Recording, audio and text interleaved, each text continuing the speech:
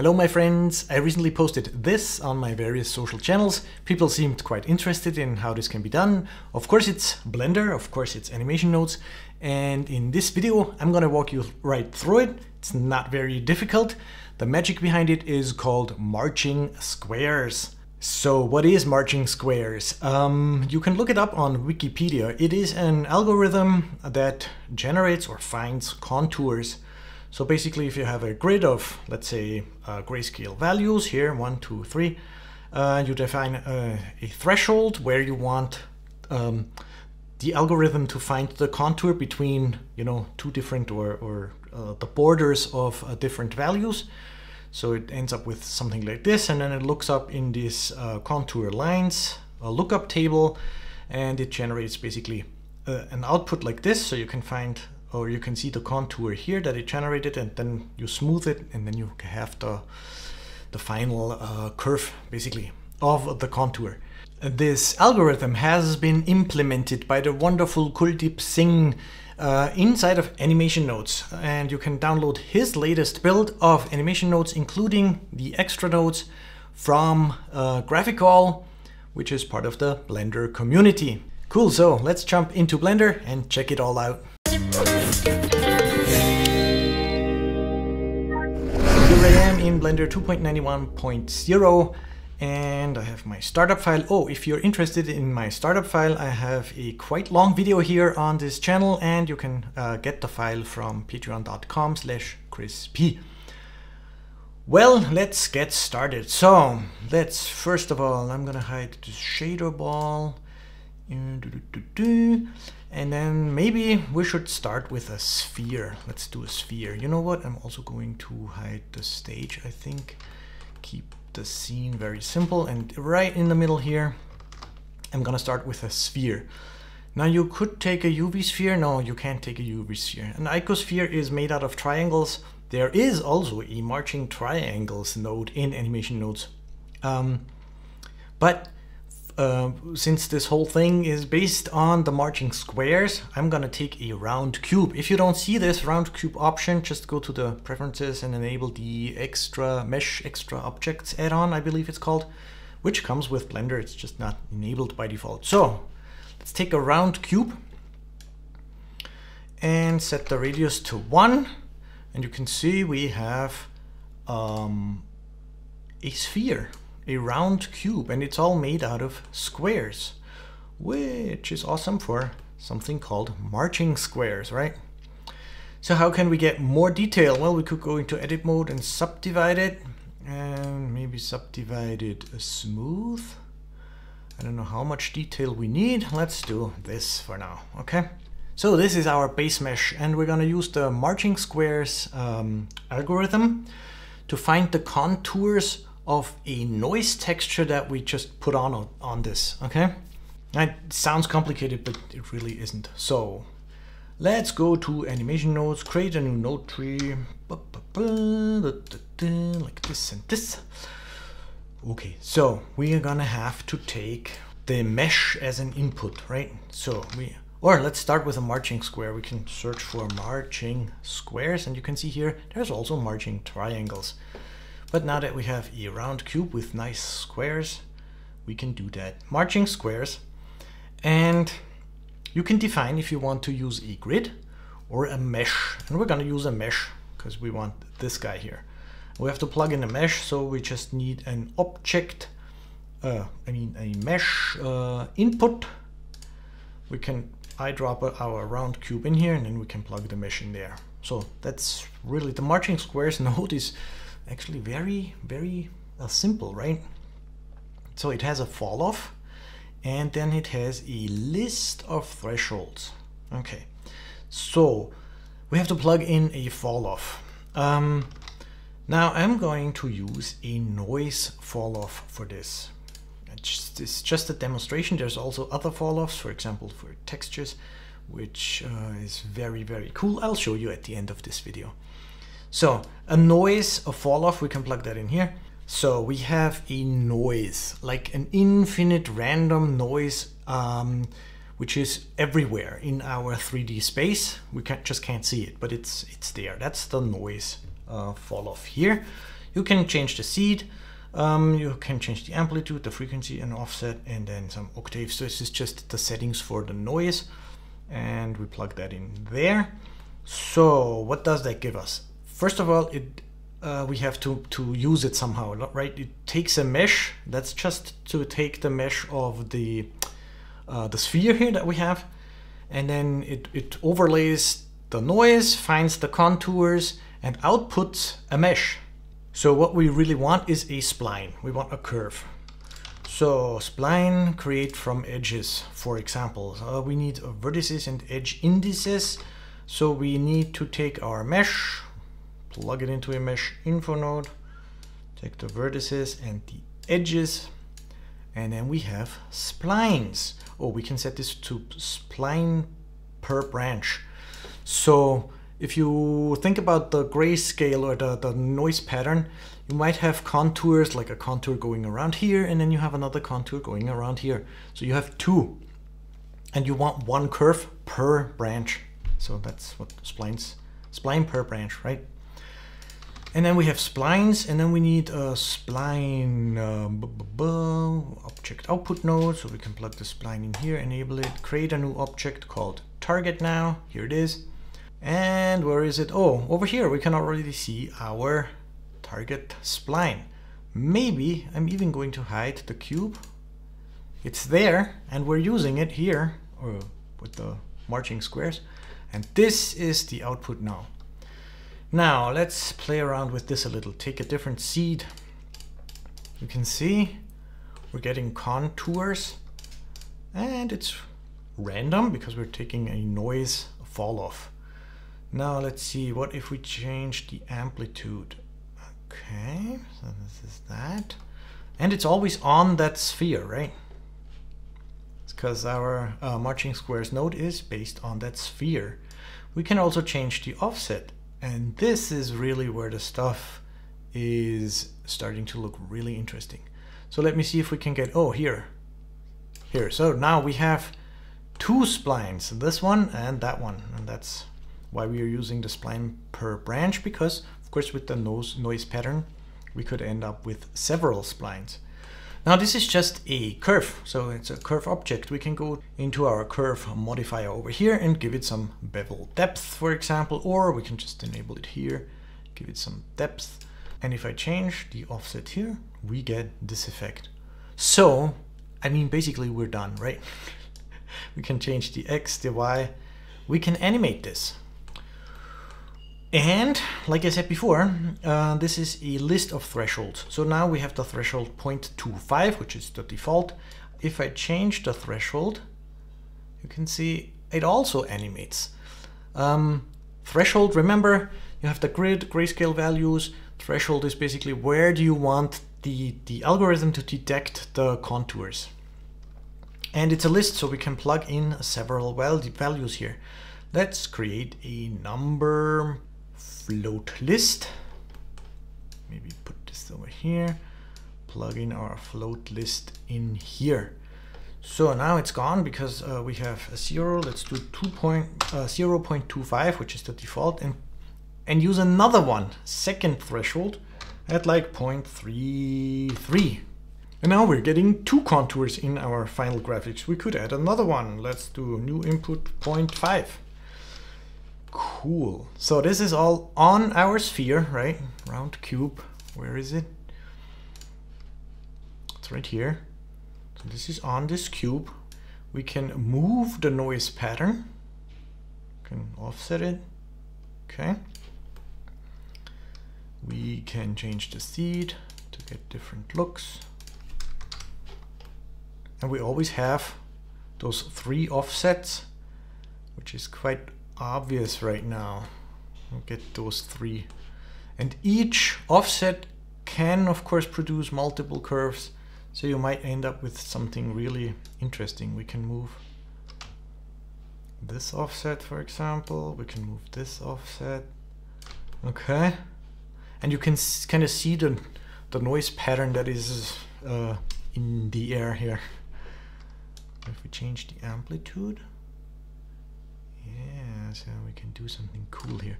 Now, of course, the resolution of our contour now depends on the resolution of the base mesh that we have. So if this is too jagged here and you want more detail, you can always crank up the detail of your base mesh. Easiest way to do that is take the round cube, Control 1, for example, to add a subdivision surface modifier with 1 level, and then enable use modifiers here, so that our mesh that we're using for the algorithm has the higher resolution, and we can see we get higher resolution contours. Okay, cool. So let's hide the round cube again.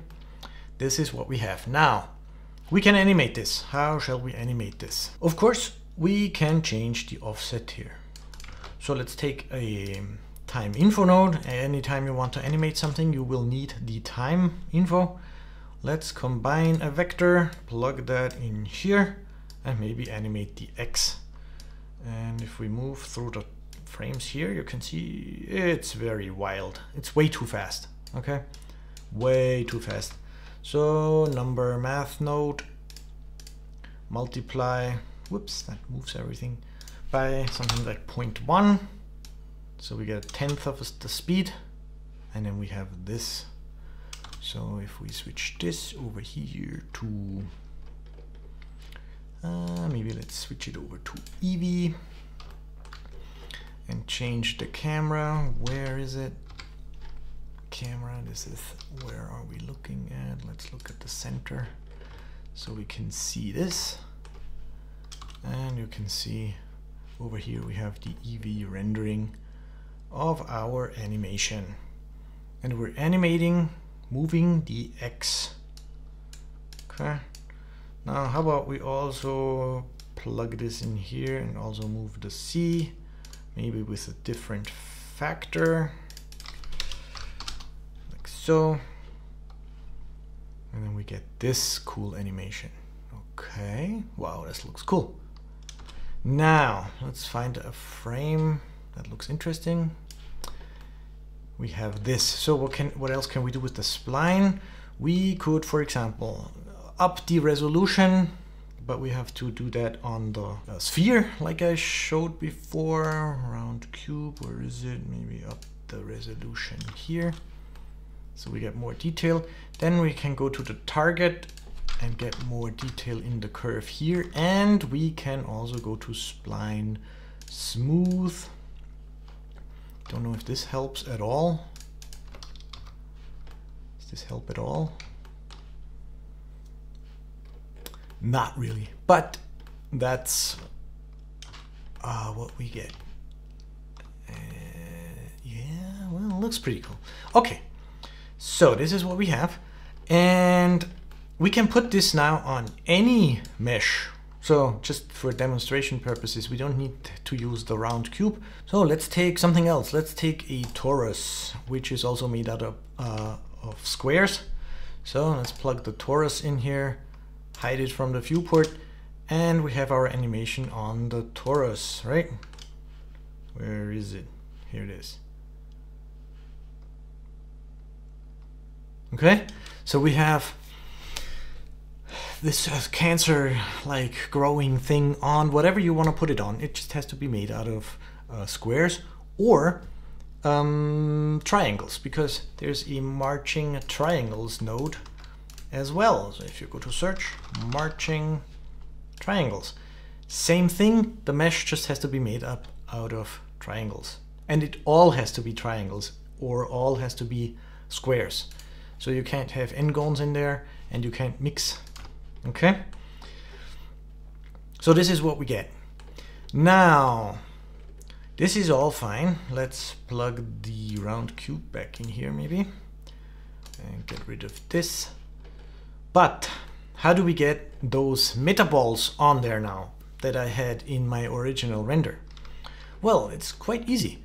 Let's add a metaball. Okay, this is a big one.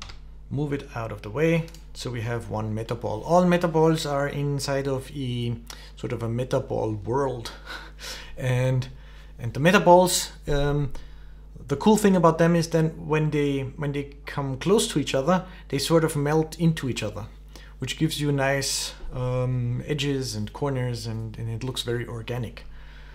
And all we really need to do now is put metaballs onto those contours.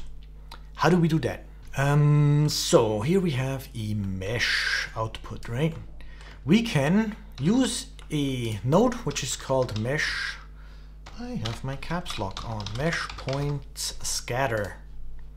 And that takes a mesh as an input. And then it randomly puts points onto that mesh, and you can define how many points you want. So let's put in a 3D viewer. Let's see what that does. Okay, let's maybe make that red and quite a bit bigger.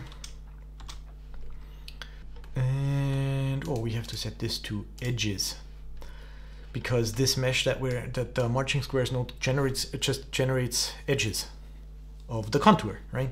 So let's follow the edges and place randomly 100 points onto it. So this has nothing to do now with the target here. Okay, we really don't need that spline that we created up here at all. We just need a whole bunch of points along this mesh, and that's where we're gonna place our metaballs. So how many metaballs? Or let's start with instancing the metaballs. Let's do 100 just for fun. Where is it? Oh, it's selected, so I can just hit this. 100 metaballs. Let's instance them and do in object transform output to these exact locations. So these objects to these locations. Oops, I have to enable this first. Okay. How can I put this? It's clear what's happening. And here we have that. We have to do copy full object because metaballs are a special kind of object. And we should, I think, make them smaller. We can do that over here.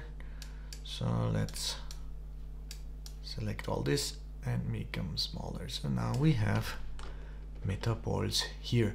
The metaballs are extremely fast in Blender. You're gonna notice that if you animate this, it becomes quite choppy. So let's look at this.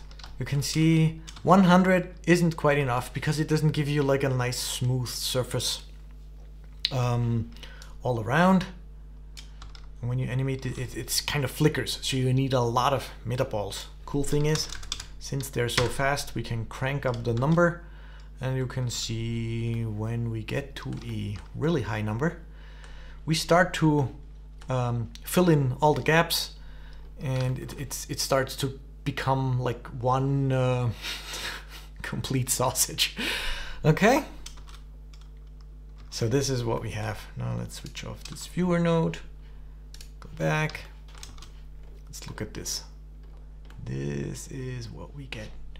I'm going to go to my world setting, take this strength off, and I'm gonna go to the metaball world and turn the resolution down here to 0.2, or actually turn the resolution up so they look nicer and smoother. And here you can see where they get close to each other, they kind of melt into each other. So that's all I did, basically. I think I used at least 2000, I think. And then we get this. But of course, one thing totally missing here is I'm only scattering 100 points here, so maybe 2000 is quite too much. I need to get the mesh point scatter nodes node also has to have the amount that we have here, so maybe 1000 is plenty. Nah, it doesn't look so good. 1500, yeah, that looks smooth. So then you get this, and like I said, cool thing is when you animate it and stuff gets close to each other, like over here. Are we getting close somewhere? And they kind of melt together. And this melting distance is this these values over here. I like the metaballs. I think they always give a nice effect. And really all that's left to do now is add a material, add some lights, some effects, and render it out. But if you wanted to loop this animation, then you have to do a little extra. So, like I said, we don't really need any of this. This is just to create a spline if you want a spline. If you want to do the metabolz thing, you don't need this. So how can we loop or create a looping animation for this? I've shown this before in a different tutorial, but really the easiest way to loop this kind of setup here is to use a curve, a cyclic curve, and follow the path of that curve. Use the vector where you're following for this offset here for the noise fall off node. And if you set it up right and you get a loop, let's try it. So how about we take this down just so that the viewport is more responsive. So we get this. Okay.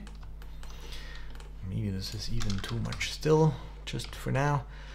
I'm going to go Shift A, curve, not torus, not plus. That sounds cool. And it gives me this. Oh, by the way, this is also an add-on, the extra curves add-on that comes with Blender. Just have to enable it. And it gives you this. So it gives you a curve. And it's made out of these control points and it looks like this. It is cyclic, so you can run through it and you end up where you started, which is good. What we need for doing a looping animation. But it's quite flat, so if we look at it from the top, it's like quite wide on the X and the Y, but on the C it's quite flat. And this causes our looping animation to be noticeably looping. We don't want that. So I'm gonna scale this up to something like this. So this is going to be my curve. And now I'm just gonna follow along this curve, which gives me a vector in 3D space. And I'm gonna use that vector to change the offset here of the noise fall off node. And when we run through this, it should be fairly not noticeable that we're actually looping the offset of the noise fall off. Now let's just try it. Okay, so we get rid of this. We want to take a spline because our torus knot here is a spline, and there is a node. Where is it? What is it? It's called evaluate, right? So let's plug in our torus knot here. Yeah, this guy. And the parameter is between 0 and 1, I believe, which would be the start and the end of the curve, of the cyclic curve. So all we need to do is animate with our time frame this parameter, make it go between 0 and 1. How do we do that? Well, let's just take a map range node. If we wanted 250 frames, so we have an input min of 0, output max, input max of 250, output min 0 to 1, right? We evaluate our spline, which gives us, let's plug in a 3D viewer, a location. Where is it? Right there. Make it green. So wherever we move our timeline now, this is following along the spline, and it gives us a single vector, and at the end we will end up where we started. Cool. Now this can be our offset for the noise fall off node. And now we have a looping animation. Let's hide the torus knot, like so. And you can see we get this. Now we have the flickering because, of course, we don't have very many metabolz here. But you can see when we hit the end here, it just cleanly loops over to the beginning again. So this is really all we want, all we need.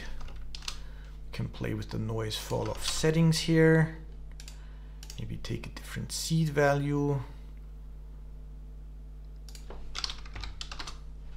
Play with this. What does this give us?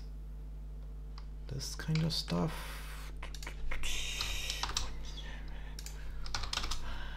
5.2. Play around with these values. So it seems that the noise is quite big actually. So maybe we should turn up the frequency here on the noise fall off node. That gives us a lot more detail. And then of course we need a lot more metaballs. And then we get this. This might even be a lot of detail, but you can see what's happening. And we're getting this, and it's perfectly looping. And like I said, just slap a cool material on there and render it out. How about, where is it? Metaball, new material. Let's give it some bluish tint, make it metallic. What do we have here? Stage is hidden. Lights. Let's switch off the key light. So we get this. Let's take the rim light, and where are you? Rim light? Oh, I'm still in edit mode. Rim light, make it really bluish. Let's take the fill light and make it red or something. Cool. In Eevee we have bloom enabled, so maybe we just need a lot more power here to get bloom like this. I'm going to take this down a little. Okay, so let's see what that looks like. If we hit F12 we get this, and I have to plug this in here because by default I have the denoise node in here. Just mute this, and we get this. So I have the Specdrop node. This is all part of my startup file. Like I said before, you can get the startup file from patreon.com/chrisp, and I have a video explaining everything here. So now we need some effects, right? So we need an anamorphic lens flare, probably. Is that working? We already have glare because we have bloom. Is this not bright enough is the question. Maybe we should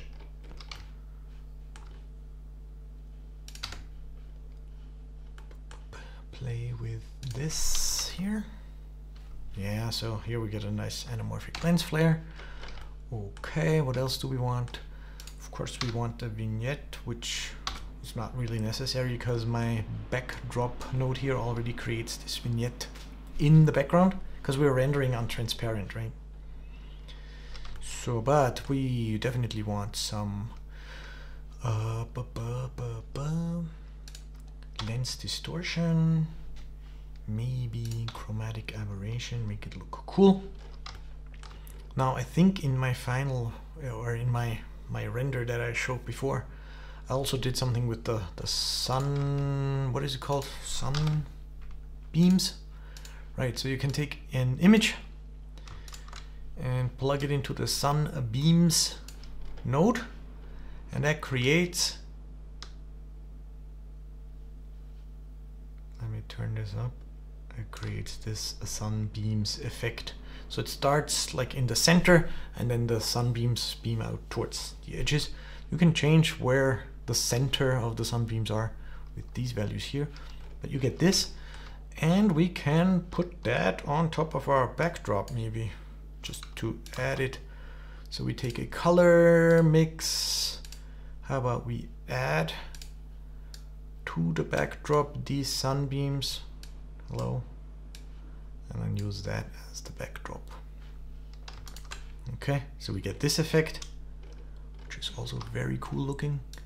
Maybe turn it down a little, like so. Yeah, well, that's it. Let's check the material. It doesn't look very metallic, does it? Where is the material? The material we have to...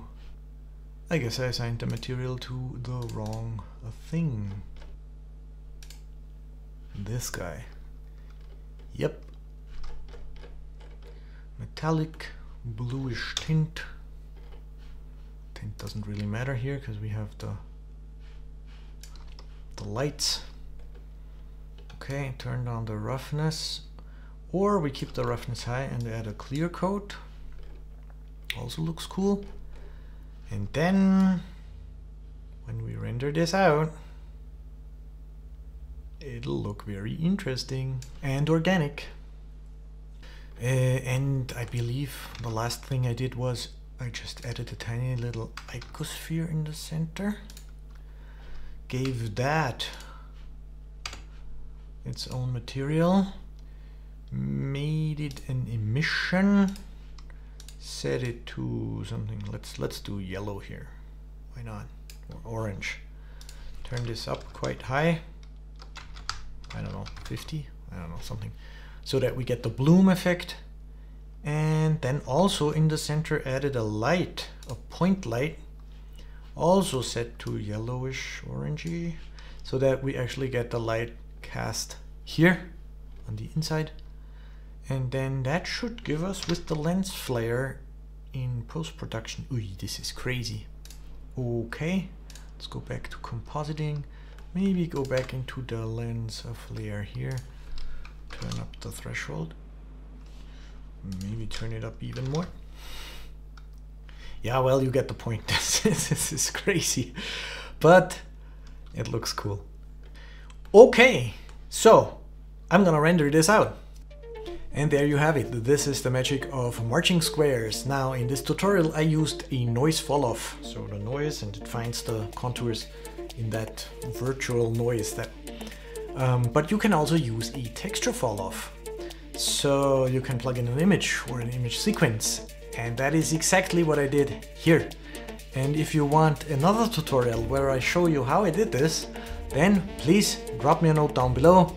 If you like this tutorial, please give it a thumbs up. That tells YouTube that other people interested in Blender should also see it. As usual, I'll post this file over on patreon.com/chrisp, where you can download it for just $2 a month. Follow me on Instagram and Twitter. Thank you for watching. Chris P out.